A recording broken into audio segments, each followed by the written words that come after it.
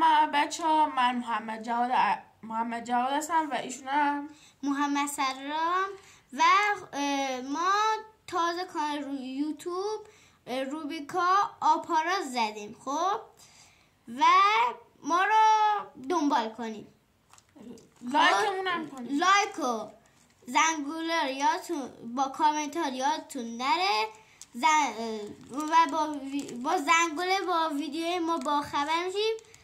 بریم که این سه تا کیمدیا رو باز کنیم. سه تا کیمدیا آبی هیروز. خب یکیشو می‌بینیم محمد سرام باز 2024 25 ها 2025. حالا من باز کنم. خب ما حالا باز کردیم. بیار بالا بچه‌ها ببینم. وایسا. یه دروازه‌بان الهلال. وایسا شماره 81 درسته؟ شماره 81 چند؟ چی نوشته؟ 81 حالا تو کامنت ها بگید چیه اسمش. این زیر نوشته. حالا برای بعدی این بازیکن 91 برزیل که نه یکیه برزیله کلاسیکه و خب یه آدمک من خیلی دوست دارم. خب و با یکی بازیکن برچسبه چنده شما؟ 81 یه 81 خط حمله آرسنال و یک کلوب میلان. خب حالا یه بروشور این بروشور بهش میگیم ما.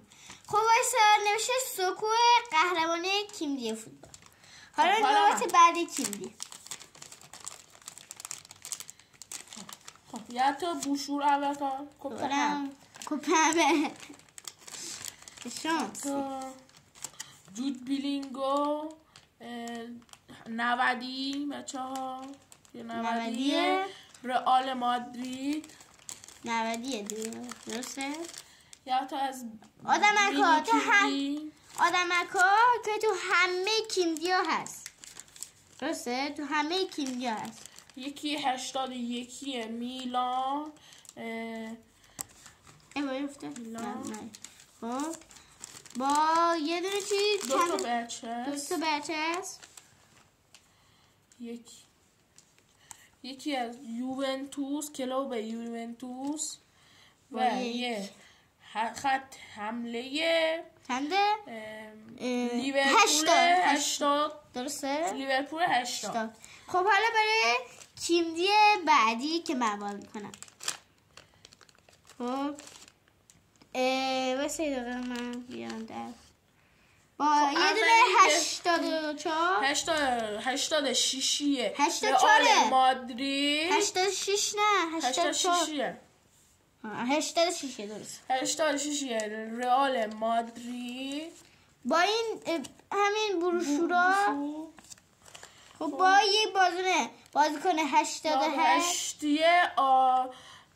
آرژانتین دوباره همین آدمکا دوباره همه کیمدیا هست دیگه با 2 تا برچسب. اولش جواب نشون. یکی 99 چلسی فرانسه. یکی هم 81 چیه؟ 81 آرژانتین. ما 3 تا کیمدی گرفته بودیم. 3 تا پک کیمدی گرفته بودیم که باز کردیم. چیزای خوبی هم در آوردیم. یه 89 در آوردیم. لطفا ما رو لایک و سابسکرایب فراموش نشه که به ما انرژی میدید که فیلم های بیشتری بذاریم. با زنگوله میتونید با ویدیوی ما باخبر بشید.